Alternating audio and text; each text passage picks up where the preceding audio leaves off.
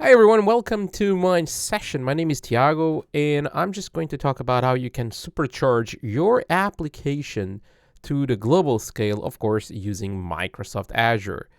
So just doing a short presentation about myself. So like I said, my name is Tiago. I work as a cloud architect and advisor for the Microsoft Cloud.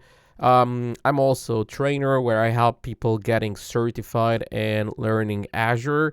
I'm also the author of several courses that you can find on LinkedIn Learning and other platforms. And I usually speak in conferences that ranges from, Microsoft Ignite or Microsoft Build to the local meetup. I work as an independent contractor, work with Azure since 2010, so a long time ago. It was called Project Ragdog back in days. And I'm also a Azure MVP, Microsoft trainer, and a bunch of other certifications that I also have around Microsoft Azure. I'm based in Lisbon, Portugal, or the sunny Lisbon, Portugal, like we like to call it. So what is the agenda here today? So today we have a packed agenda here. We're going to talk about just a small overview about Azure. What is Azure today? Then I'm going to start to talk about a business request that I got from one of my customers around, deploying an application to the global scale so that we understand that a little bit. And then we're going to talk about some of the services that we choose up using there. And of course, alternatives that, if it was today, I might also have taken. And some that was just not taken by the customer too. They were already available when we did this, but the customer took other decisions. And so, that's basically what we're going to talk about. So let's just get started. Let's get started here with, the Azure today. So second largest, cloud provider. We have tons of regions worldwide, lots of fiber and subsea cable around the world. And also very important, especially for a session here today, edge sites. So Azure is just not the regions that we're looking for, and everyone knows that they exist, right? There are also some countries, and even in countries where you have, a regional data center or a region there, that sometimes you also have those edge sites that are closer to your users. So they are very, very important in today's session because we want to build an application to the global scale. So, but let's get started. What is an Azure region? So an Azure region is a set of data centers. Those data centers, they are deployed within a specific country. So when we say, hey, we have UK West. Yeah, sure, UK. So all the data centers are in that latency defined perimeter, and we are sure that they are in the UK. Well, that's an easy one because the region is called UK, so of course, kind of makes sense. But what about if we have a region called West Europe? Well, Europe is big. It's made by different countries, right?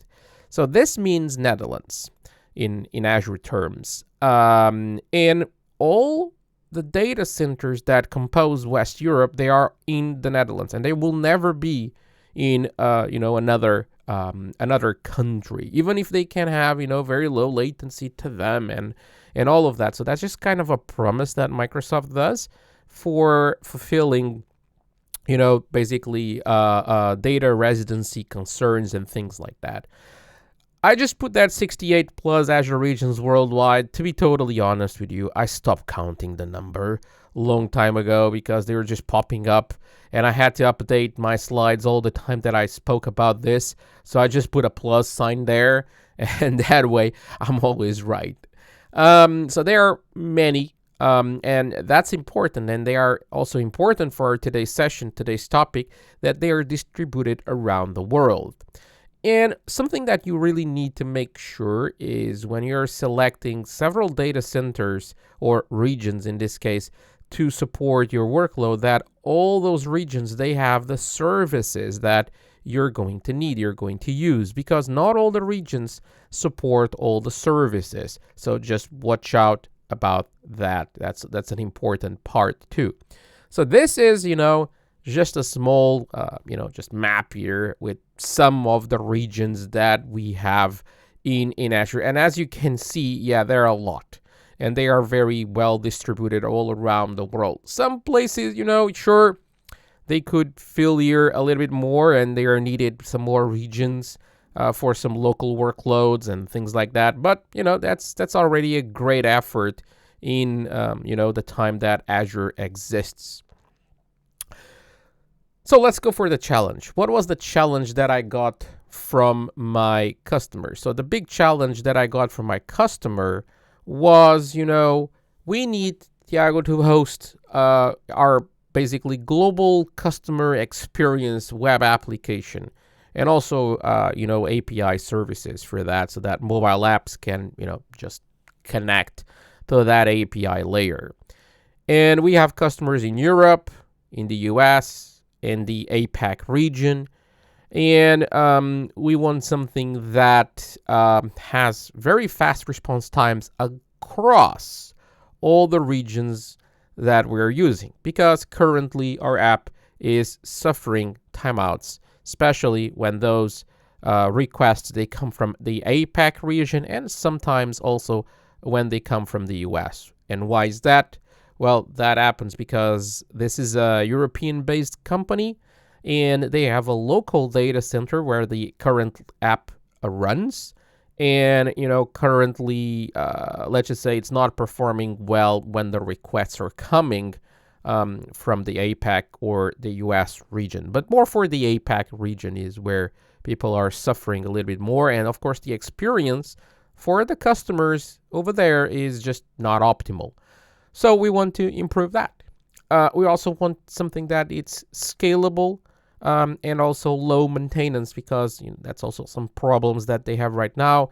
Is they have plenty of servers, load balancers, and they want to try to run away of managing all of that. So the obvious answer for this is, for us was, hey, let's just go, with something like the Azure App Service. And, that was kind of the natural choice based on the technology that the app was developed. So, with the Azure App Service, for us, we have something that is basically, a scalable platform to host HTTP-based applications, like a web application or a REST service. That's exactly what we have. And we support many platforms and languages like .NET, .NET Core, Java, PHP, Go, Python, you name it.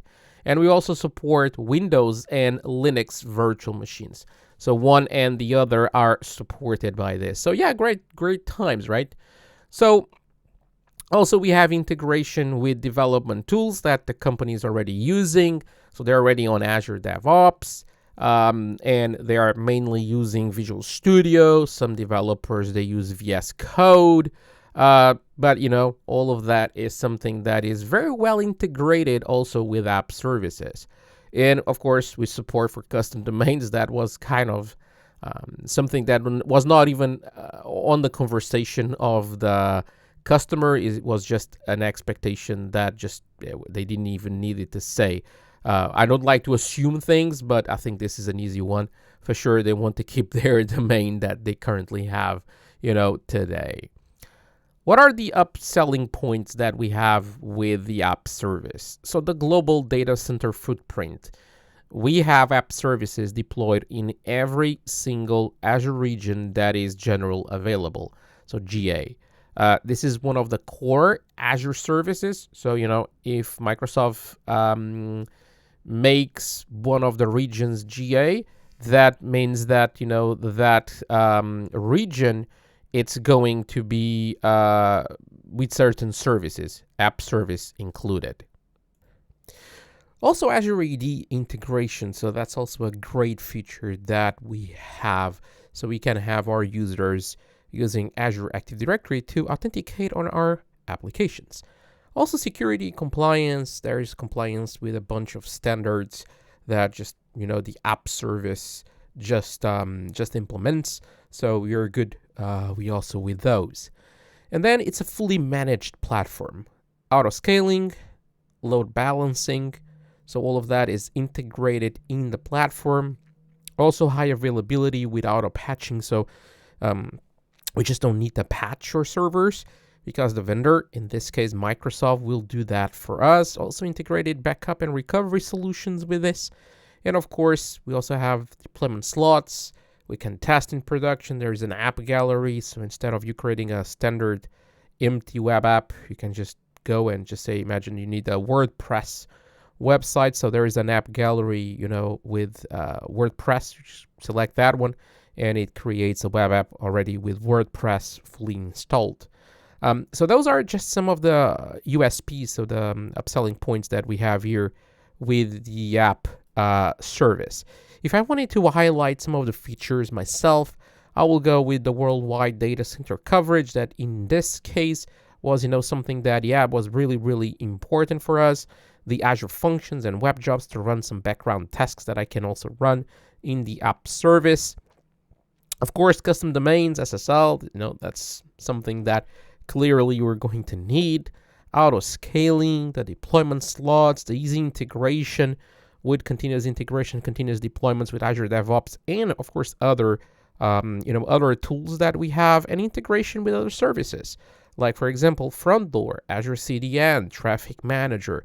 So that's, you know, something that clearly in this case it is something that for us it is massively important. So all starts with what? So all starts with app service plans. So what is an app service plan? So app service plan is basically, to start, is what you pay. So this is what you pay. You pay an app service plan, and you can define this app service plan. What kind of compute are you going to have? So imagine I select an app service plan with a certain size of an instance in a certain tier. Let's just say I'll go for the premium V2 tier, and I choose the P1, which is a small size. And then I can say, hey, I want 3 instances of this, and I want this to be deployed in West Europe. So that's the location where, you know, all my instances are going to run.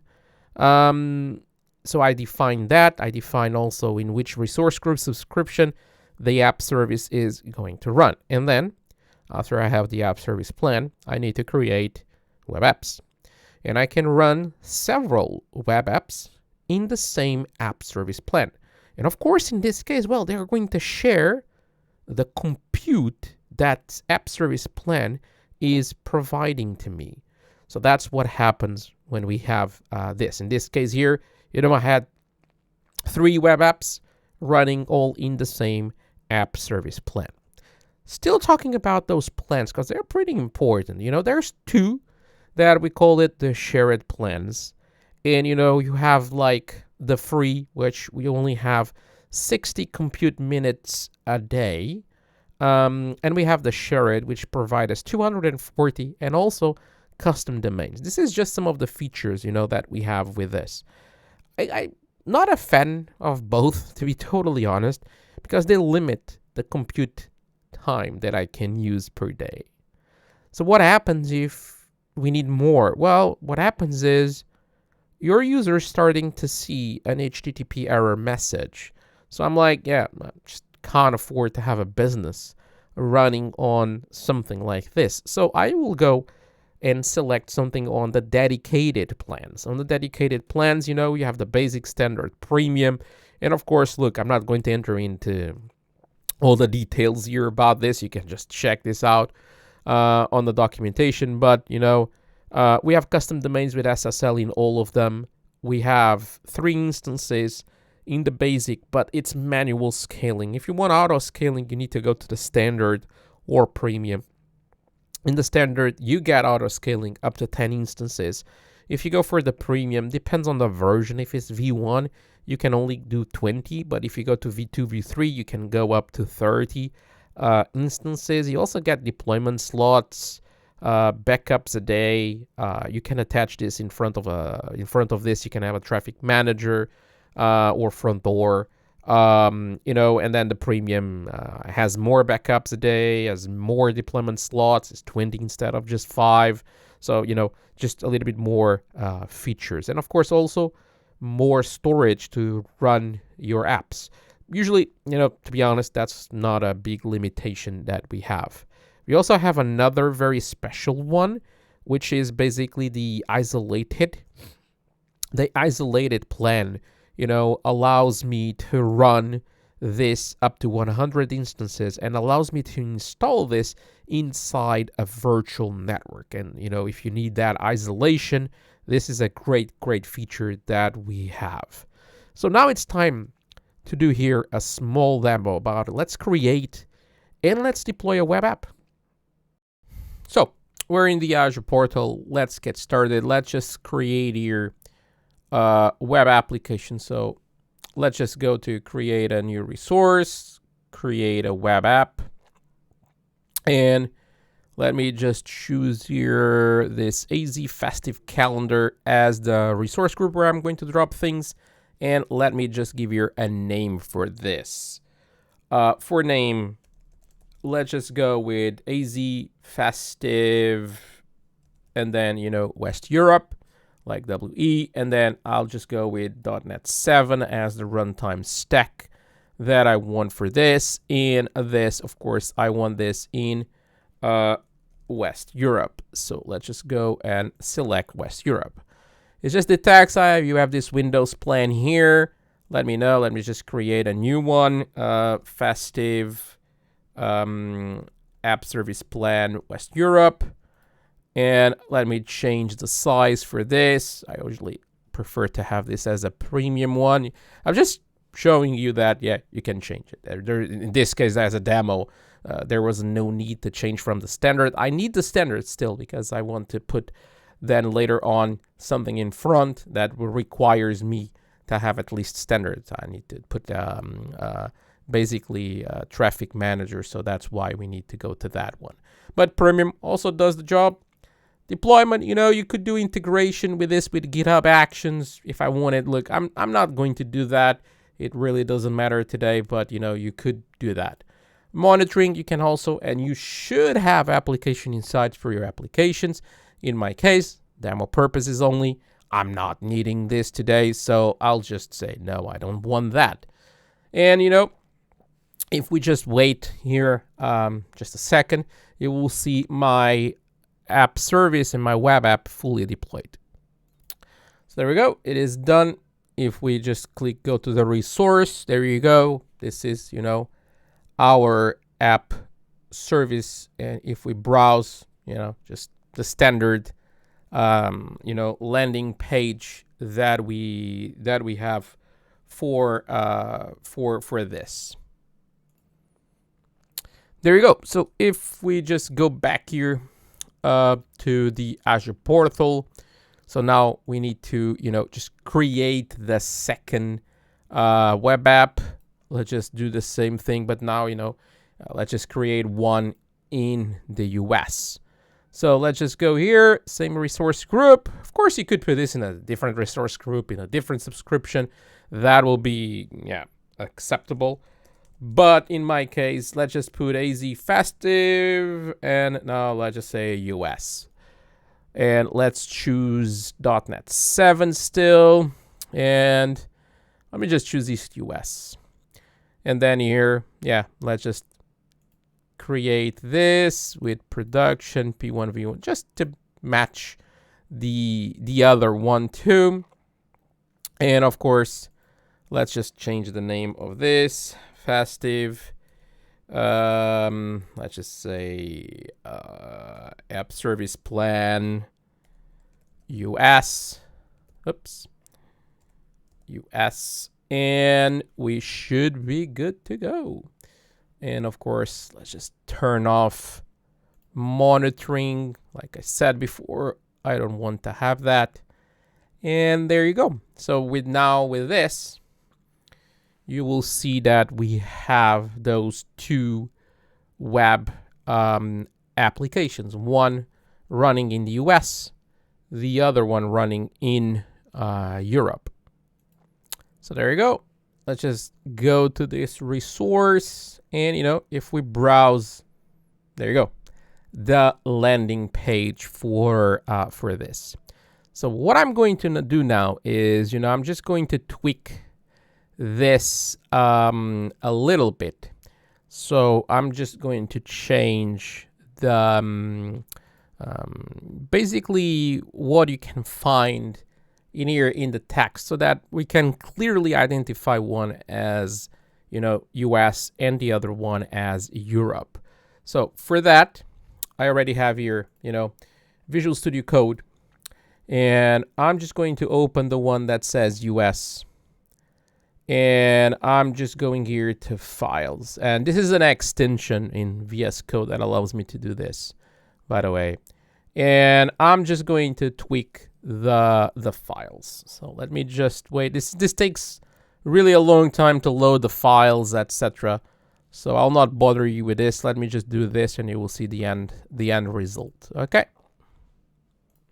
So let's see this. So I already changed. So if we now just refresh, so you will see there, yeah, USA. And if I go to the one that is in Western Europe, you will see here in the beginning just something there just saying Europe. Okay, so that will be our, you know, our difference between one on and the other web app. Okay, so now it's time to talk a little bit about auto scaling. We can have two types of scaling rules, or, you know, we just do scaling based on a schedule. So that's very important when you have predictable load. So you know before it happens that you're going to need X number of instances on a specific date and time. And you can even put this as a recurrent event. Like every Saturday from 2 to 3, you need X number of instances. Or you can do this based on performance metrics like CPU usage. So if CPU usage is higher than a certain amount, hey, you say you need another instance. If it is lower than Y, well, you can remove one of the instances that you have. You can use other performance metrics like memory or a queue. And you can also set up a minimal and maximum number of instances. So that means at least, even if I don't have the load, I always want to have at least 2 instances, as an example. And even if I'm using a premium V3 plan where I can have 30 instances, well, up to, but you just decide, well, based on, you know, costs, I can't go beyond 12. So just say max number of instances, 12. And there you go. So if this reaches the 12 number of instances, and even if it needs more, it will not have more because you put it as a cap, the 12 instances. So with all this, let's just go here and let's just do, you know, a small demo on how to configure scaling. So when it comes to scaling, this is, you know, just really simple. You have 2 types of scaling, vertical and horizontal scaling. This is a web app. If I scroll down, we have those 2 options here as scale up, and this is the vertical scaling. So you basically can just say, hey, I don't want this in, you know, this app service plan. I want this in another app service plan. So you just need to select, you know, like AP1 V2, you apply, and, you know, this is just going to change this. So you're just going to do a vertical scaling. You could just do now, oh, I don't want premium P1 V2. I want the P2, which is a little bit bigger in terms of the, you know, virtual machine that in the back runs this. Sure, you could also do that. So that's vertical scaling. But to be totally honest, the cool thing is the option to do horizontal scaling. And we have 2 options, manual or auto scaling. Manual scaling, well, I think we just need to come here, just say how many do we want. Let's just say 2. You press save, and you're going to have 2 instances, literally just this. You might ask yourself, hey, what about a load balancer and all of this, load balancing rules, etc. So all of that, you know, it is included already in this service, so you don't have to worry about any of that. So that's it. What about auto scaling? In auto scaling, well, we also have here 2 parts that we can define this. And by the way, you should change, okay, names on this and stuff like that. But I'm good with the names that this provides.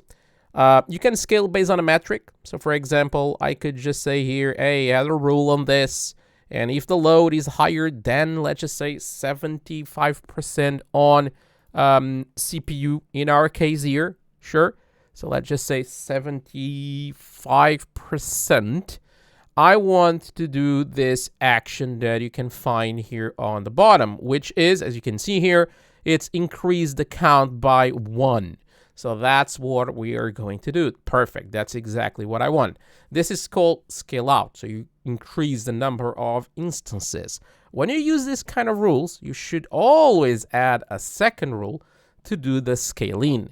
My case, still CPU percentage. This is not going to be greater than this case.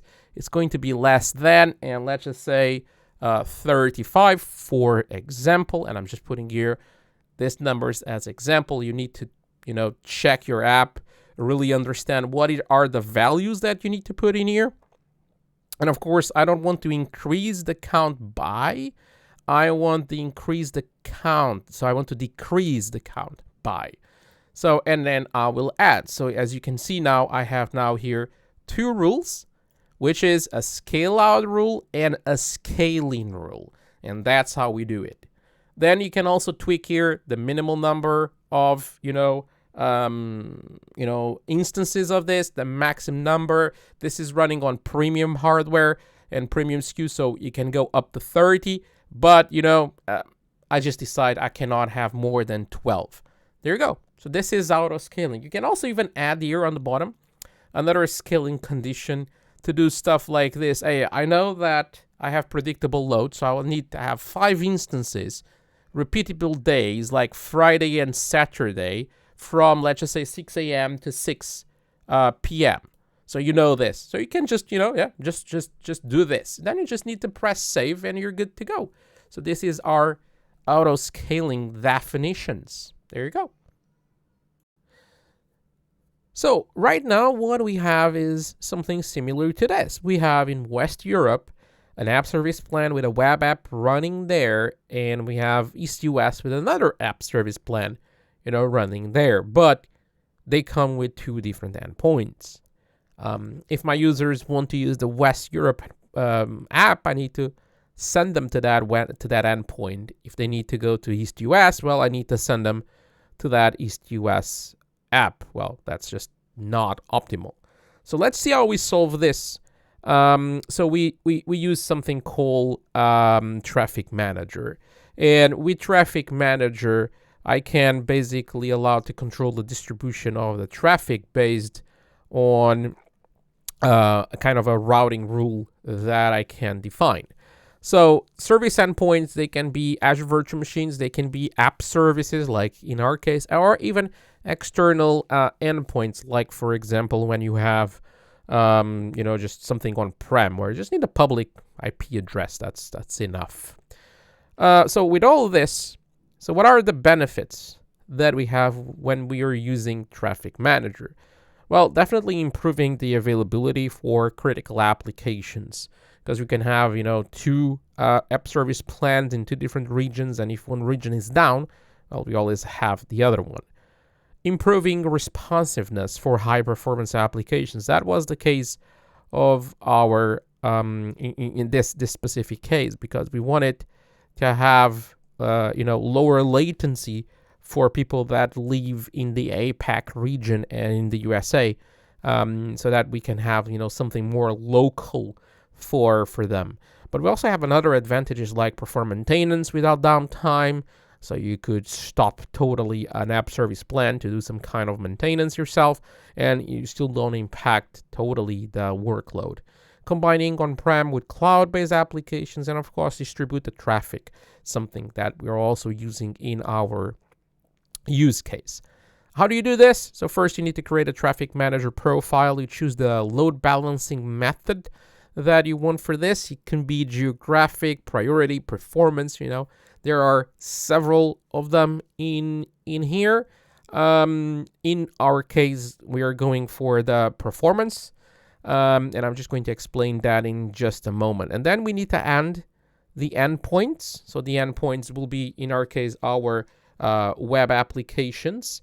And we are also going to do is add the DNS CNAME record point to the Azure Traffic Manager endpoint. So that's something that we can also do.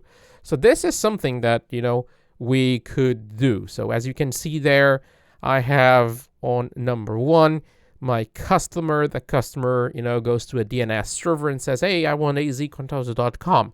There's a CNAME record that points to azcontosoweb.trafficmanager.net. So that's number 2. You get that response. You get to number 3, where you get to the traffic manager itself. And then traffic manager, depending on the routing algorithm that he has, it's going to select one of the endpoints. And we have there like 3 web apps. And so it sends that as a response. So that will be number 5. And then the user, the browser, directly go to that endpoint, number 6. So that's the use on this. There's a TTL there, so a time to live for that DNS response. And as long as that TTL is not expired, the browser doesn't need to go to the traffic manager ever again. When that TTL is expired, and by default it's 30 seconds, it needs to query the traffic manager again. This is one of the routing algorithms that we have, which is called priority. We use this a lot for failover. And as you can see there, traffic manager is saying, hey, go to that priority number 1.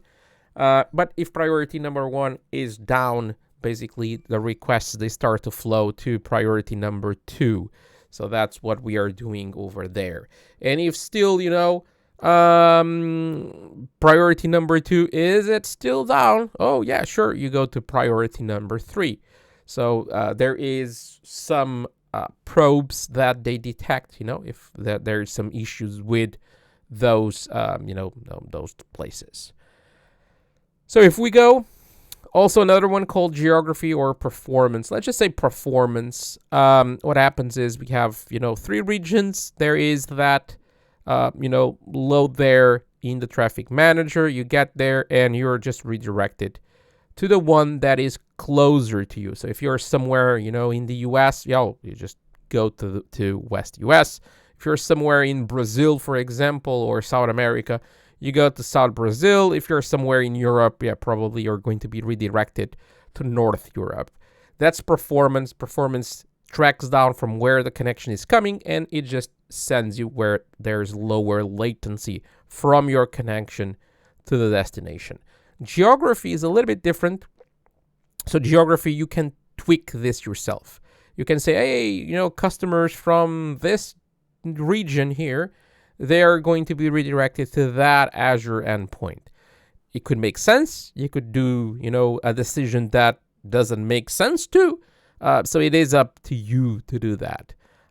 Other scenarios are good for that, but usually performance, and in this case, I think performance was the one that we preferred. So with this, let's do a demo. Let's go and check out Traffic Manager. So now let's take care of creating a Traffic Manager so that we can put in front of those 2 web applications. So let's just create here a resource. Let's just search for Traffic Manager. This should show here a Traffic Manager profile. That's the one that we want to create. So let's just go with that. Let's give your name for this. Let's just say AZ Festive Web. There you go. Performance is the routing method. You see there's plenty of others. Let's go for the Contoso training. Let's just go here to this AZ Festive calendar, and let's just create our Traffic Manager. So that's the first step, creating the Traffic Manager profile. Doesn't take that long. It's a pretty quick one to create. After this is done, we need to go and add those 2 web apps as endpoints. So let's just go here to settings, then endpoints, and let's add those 2. And let's just say here Europe, and it's not a cloud service, it's an app service, and I will choose this one here as, the web app that I want to select. Then I'm just going to add the second one. I'm just going to call it USA App Service, and I'm just selecting that, second part over there. And, if we just wait here for a second now, because, this monitoring status, they need to check, is checking the endpoints. So this part in here, we just need this to be online. Yeah, it usually takes, a few minutes in order to do this. So let's just wait for that to be finished. Okay, so all is well now. This just says online. Let's just copy this. So I'm based in Europe. And what happens when I try to load this here, as you could see, is that we get the European version. So we get to the European App Service.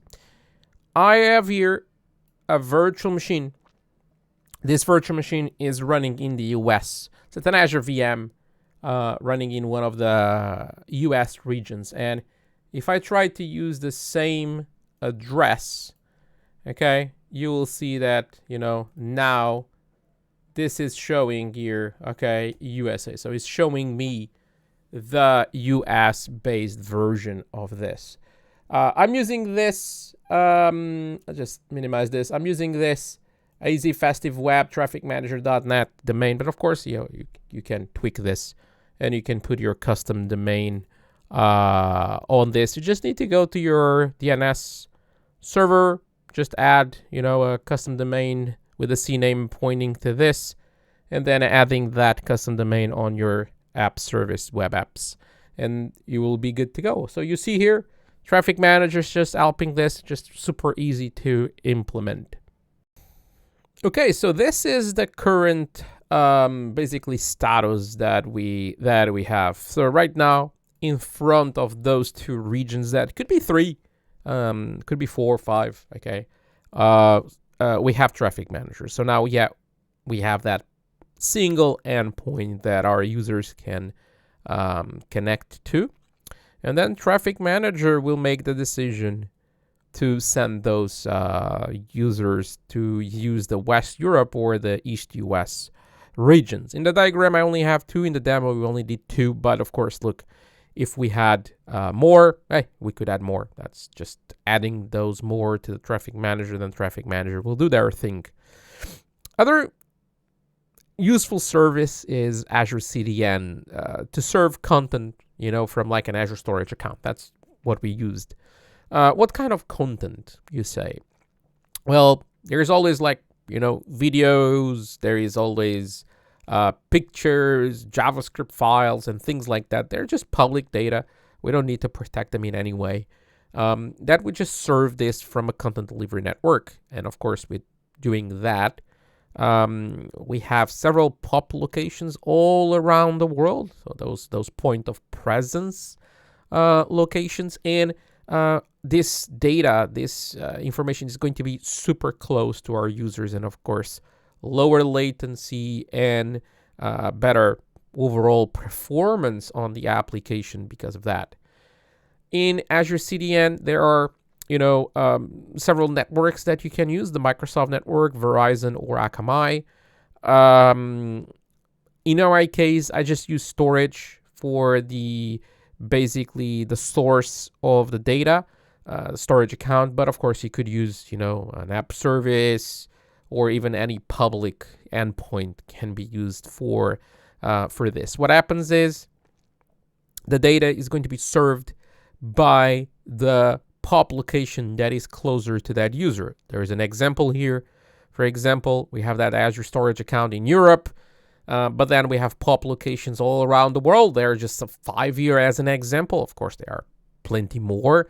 If you have like that client in South Korea, well, there's the Seoul POP, and Seoul POP, probably is going to be the one that will be serving that data. So that data will be served from there.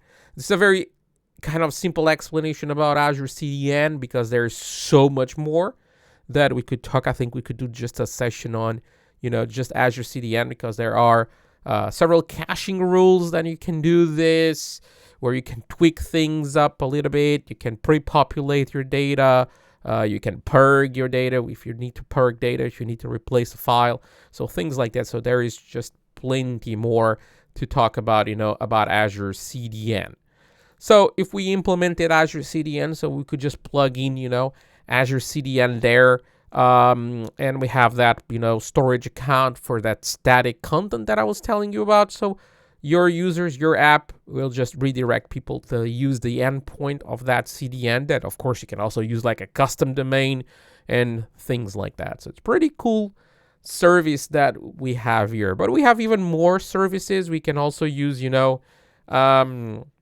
Front Door instead of that traffic manager. It has more HTTP capabilities than, traffic manager. We can have Azure Storage, accounts, functions for, background tasks based on events. Functions are like awesome for that. Database wise, I didn't told you about databases on this, but of course you could use a relational or a non-relational databases for this. Azure Search, to basically having, like a true search experience. With this Redis Cache for some caching, and well, in the end, you can end up having something similar to what I have here. This is a little bit more what I had for the customer. Of course, it's just a 1 hour session here. I can't just go over basically all the options that we have here. But you see there Redis Cache in front of that database solutions that we have. We are using relational with SQL database and non-relational with Cosmos DB. All that data is indexed through Azure Search. And then, of course, our app just goes to Azure Search to, just having that search experience there. So that's basically what we have. So that's, a pretty cool solution for this. Of course, resources, well, so many more resources there. Visual Studio Code, Git, Azure DevOps were like the tools that mainly we use. There are always more like, the Storage Explorer for queuing. We also use Storage Explorer for, just understanding queuing stuff. We also use, Docker for running some of the things in here. But, mainly, those are the tools. So that's it. So thank you very much. My name is Tiago, and this is how you supercharge your app to the global scale. You can also reach out to me at follow.tiagocosta.com. There's all sorts of social networks there where you can follow me. It'll be a great pleasure to have you as a follower. So again, thank you very much for this opportunity to speak here at the Festive Tech Calendar. It has been a pleasure.